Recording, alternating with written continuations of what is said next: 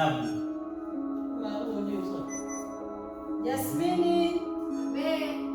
Hebu ngoja nikueleze kitu cha kupika. Na hasira na wewe sana. Na naondoka.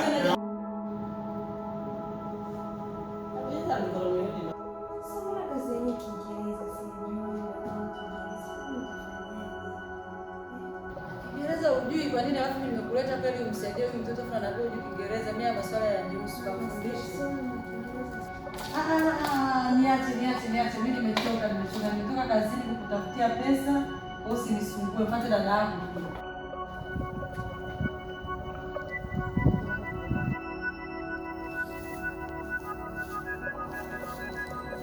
Mwanao shuleni confidence imeshuka, sijui kuna changamoto gani nyumbani.